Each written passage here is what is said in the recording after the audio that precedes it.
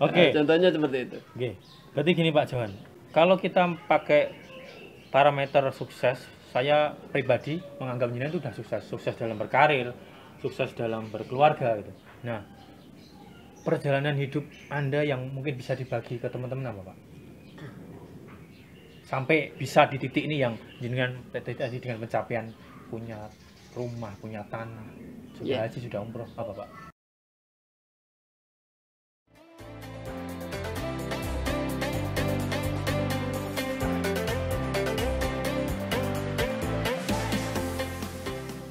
Memelihara anak yatim. Ya, saya kalau mengingat apa yang Allah berikan pada saya saat ini itu talenta bukan karena saya pernah memelihara anak yatim. Sampai anak yatim itu bisa mandiri. Sejak kapan jenengan? Sejak anak pertama masih bayi. Saya tengah itu. Jadi, anak pertama jenengan bayi. Iya, jadi ceritanya waktu itu ada tetangga saya, suaminya meninggal karena sakit. Anaknya sudah SMP, yang nomor 1, yang nomor 2, kan anaknya 2 laki-laki semua, itu masih SD, masih kecil sekali. Nah, karena janda gitu kan, tidak punya pekerjaan, anaknya sudah SMP gitu. Kemudian saya tawari, Mbak, bantu istriku di rumah ya, gitu, ngomong anak-anak nanti masalah pendidikannya anak-anak biar saya yang urus gitu. Ning kalau mboten saged turu wonten mriku Pak, kalau mantuk, ndak apa-apa. Kamu boleh tidur di rumah tapi pagi datang, sore nanti atau misalnya pekerjaan rumah sudah beres nanti boleh pulang. Oh nggih Pak. Saya tidak tahu dari mana asal usulnya rezeki yang tadi saya bilang seperti itu. Sejak itu Mas, sejak ada anak yatim di rumah saya, mereka menganggap anak saya itu juga sebagai saudaranya. Saya juga menganggap 2 anak yatim sebagai anak kandung saya karena juga nurut banget sama saya itu. Dari situ Masya Allah, rezekinya itu melimpah ruah. Datang dari mana-mana, enggak terduga. Iya, enggak terduga. Karena sejak saya jadi pegawai negeri tahun 99 sampai sekarang detik ini, itu kan saya serahkan sepenuhnya 100% gaji ke istri. Saya nggak pernah pegang serupiah pun uang gaji lah ya. Jadi saya menggunakan mobilitas itu bersumber dari uang lain-lain, maksudnya ya dari royalti, dari honor jadi narasumber, kemudian mungkin juga ada konsultasi dari beberapa klien saya sampai saat ini gitu. Nah ini yang tadi kalau pertanyaannya seperti itu, jawaban saya pelihara anak yatim. Apakah sampai sekarang jenengan masih lakukan dan jenengan akan terus lakukan? Alhamdulillah Mas, saya saat ini tuh punya puluhan anak asuh. Saya memang tidak mengajak mereka ke rumah saya, mereka nggak mau. Sayalah yang mendatangi mereka. 50-an asuh. Mungkin bahkan lebih. Mungkin bahkan lebih. Iya. Setiap saya dapat rezeki gitu, kan saya punya daftar ya Mas. Siapa yang belum, siapa yang sudah itu, saya datangi. Misalnya saya dapat royalti bulan ini misalnya apa gitu, nanti saya sisihkan misalnya 10%-nya atau 15% atau berapa gitu, kemudian saya pelondo-pelondo. Nah, saya serahkan gitu. Nah, bagi yang belum, nunggu nanti mungkin ada rezeki lagi gitu. Sehingga apa? Ya, itulah cara saya menyalurkan nafkah kepada mereka yang berhak begitu. Dan itu ternyata tidak mengurangi serupiah pun harta saya, bahkan malah justru bertambah. Iya, begitu. Dan itu saya juga nggak tahu gitu, karena mungkin ya doa mereka ketika saya serahkan sesuatu tadi itu kan mungkin nembus langit ya gitu ya, dan diijabai Allah gitu, sehingga ya seperti ini gitu. Dan mungkin itu membuat jenengan sampai sekarang tetap sederhana, rendah hati. Saya tidak melihat Pak Johan yang wow, yang kemana-mana mungkin pakai Pajero. Saya tuh ya kalau biasanya kalau lihat orang yang berada itu kan ya dengan tampilan yang keren, yang wow. Tapi saya melihat jenengan kan ya biasa aja. Kemudian juga bergaul dengan siapa aja. Ini menarik. Pak Johan, saya lanjutkan. Tadi sudah ngomong tentang karir, tentang keluarga. Kita kembali lagi. Oh ya, satu lagi Pak. Ada istilah gini. Di balik pria sukses pasti ada perempuan hebat di belakangnya atau di sampingnya. Anda setuju? Sangat setuju. Kenapa? Ini juga lagi-lagi peristiwa yang tidak akan pernah terlupakan seumur hidup saya. Yakni Entahlah Mas, saya dahulu kan ketika pas di kampus itu kan banyak sekali bergaul karena saya wartawan kan. Ya. Tapi ketika pas saya memilih istri, itu saya tidak tahu menahu gimana asal usulnya. Tiba-tiba Allah menunjukkan satu perempuan yatim piatu. Sejak umur 4 tahun itu udah nggak lihat bapak ibunya. Ya begitu saya dikenalkan sama perempuan itu, kemudian saya telusuri, akhirnya saya yakin bahwa itu adalah jodoh saya. Dan waktu itu saya belum PNS. Usia Anda waktu itu? 27 ya, 27. Karena saya, jadi ceritanya itu begitu saya yakin bahwa itu jodoh saya lah begitu. Kemudian saya mulai PDKT dengan dia. Kemudian ketahuan sama Pak D-nya, kan dia yatim piatu kan, berarti kan dipelihara banyak familinya. Nah, Pak D-nya itu ngunangi gitu ya. Mungkin dalam tanda mungkin ada yang laporan kali ya gitu kan. Kemudian saya dipanggil, maksudnya apa kok deket dengan ponakannya itu gitu ya. Ya saya mau nggak mau kan jawab jujur gitu. Nggak usah macam-macam. Bapakmu udah suruh kesini kan begitu. Nah akhirnya saya pulang. Jadi ditantang. Iya. Saya pulang. Nah begitu pulang rumah saya geger. Gegernya apa? Gegernya oh, kamu itu belum kerja, baru jadi guru honorer, gaji 20.000 ngopeni anak orang, mau ngopeni anak wong gimana gitu. Tapi saya ngekeng itu ngotot gitu loh.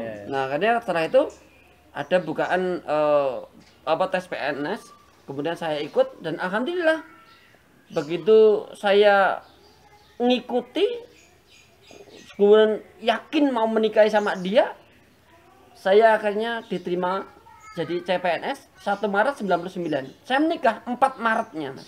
Hanya 3 hari. Selang 3 hari toh? Iya. Dan itu pun nggak ada pesta-pestaan. Enggak. Itulah. Jadi ya salah satunya mungkin barokahnya tadi ya.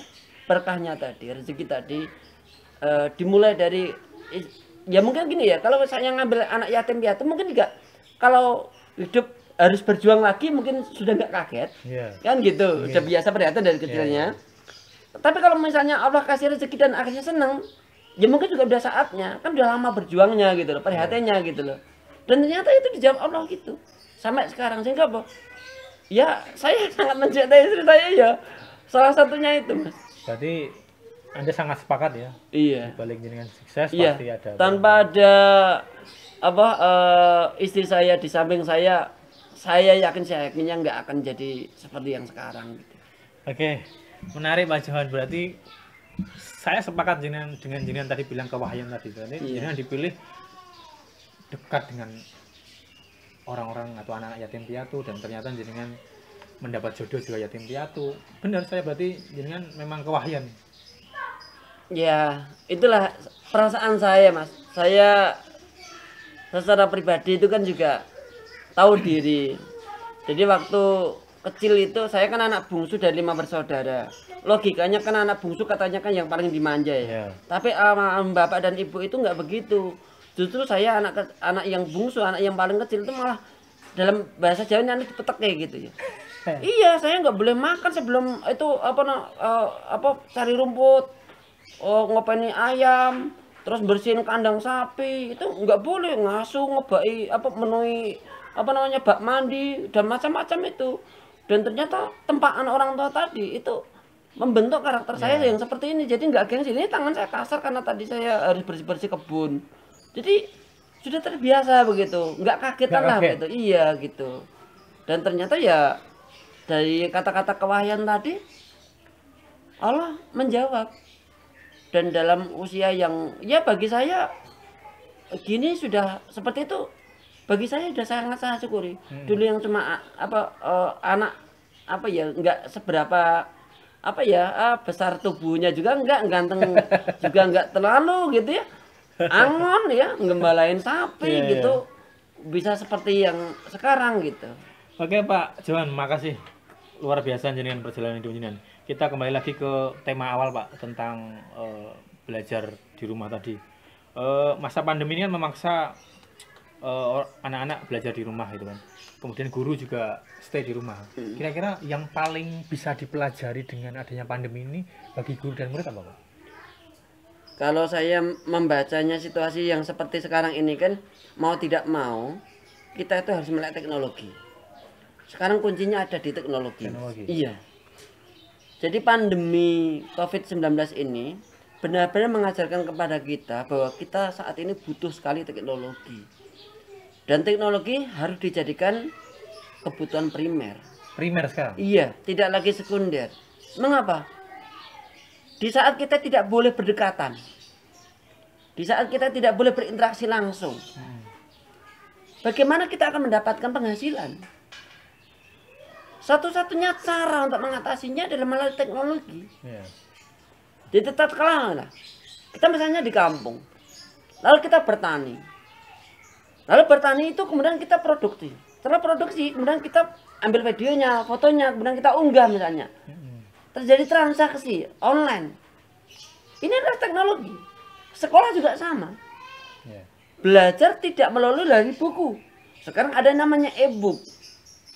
Nah, dari e-book ini kan sudah bisa menggantikan buku kertas. Artinya apa? Pertemuan tatap muka antara guru dengan murid bisa diminimalisir. Nah, maka yang perlu saat ini dilakukan adalah apa? Mengedukasi kepada anak-anak, kepada masyarakat agar menggunakan teknologi itu tepat sasaran, tepat guna. Jadi tidak terjadi penyalahgunaan teknologi tadi gitu. Nah, ini yang harus yang dilakukan. Bahwa ternyata teknologi itu bisa membantu masa depan kalau itu bisa digunakan secara maksimal dan tepat. Nah, mungkin karena masih latah, masih satu yang baru. Mungkin kalau udah iya, misalnya anak misalnya pegang HP baru dan gitu kan pertama kan game. Nah, sekarang mungkin yang harus dicamkan oleh para kreator apa itu? Bikin game yang edukatif. Nah, mungkin ini tantangan ini. Anak itu bermain game tapi sebenarnya dia belajar. Nah, saat ini kan yang terjadi kan game-gamenya kan masih game impor ya. Masih perang-perang, masih macam-macam lah, Pancasila macam-macam. Nah, coba sekarang situasi yang demikian itu dimanfaatkan untuk kreatif, membuat konten game yang edukatif. Berarti apa yang disampaikan Pak Juan tadi yang perlu saya garis bawahi adalah kita harus mulai dari sekarang mempergunakan teknologi secara tepat guna. Itu yang penting. Karena itu nanti juga akan melahirkan sesuatu yang produktif, sesuatu yang bermanfaat dan bernilai ekonomi mungkin. Iya. Oke Pak Juan. Sepertinya obrolan kita sudah semakin menarik, tapi kita mungkin juga terbatas oleh waktu. Tapi teman-teman yang menonton acara ini, Pak Juan ini luar biasa, tadi sudah berbagi ilmu dengan kita. Nah, katanya Pak Juan juga mau kasih hadiah nih buat teman-teman yang nonton acara kita. Oke, saya sediakan 3 buah buku. 3 buku? Iya, yang saya terbitkan tahun 2018. Berjudul Mengatasi Anak Nakal Tanpa Melanggar Undang-Undang. Nah, buku ini itu merupakan kompilasi dari best practice saya selama jadi guru. Jadi bagaimana mengatasi anak yang misalnya suka bicara kotor, suka datang terlambat, nggak mau sholat, berani sama orang tua, dan macam-macam. Di situ ada 17 jenis kenakalan dan cara mengatasinya tanpa melanggar undang-undang, dan insya Allah sangat bermanfaat bagi rekan-rekan. Oke, caranya gini teman-teman, tadi Pak Juan mau mempersiapkan 3 buku untuk hadiah. Jadi caranya gampang aja, yang menyaksikan acara ini tolong di tag ke 3 orang di medsos masing-masing, di Instagram atau di Twitter atau di Facebook, monggo. Plus sebutkan 3 profesi yang digeluti Pak Juan. Tadi kan banyak toh, Pak Juan tadi seorang guru, pengusaha dan lain-lain. Nah, silakan nanti di tag temennya masing-masing, kemudian nanti saya pilih 3 yang terbaik dan akan mendapatkan buku karya Pak Juan yang berjudul Mengatasi Anak Nakal Tanpa Melanggar Undang-Undang. Buku mantan. Kan mantan. Tapi jangan disalahartikan ya mantannya ini ya. Oke Pak Juan, makasih. Terakhir Pak Juan, sebagai kesimpulannya, menjadi orang yang bisa memberikan manfaat sebanyak-banyaknya kepada orang yang sebanyak-banyaknya. Oke, itu penutup untuk acara kita pada siang hari ini. Terima kasih sudah menonton. Kita tutup. Wassalamualaikum warahmatullahi wabarakatuh. Terima kasih Pak Juan. Sama-sama.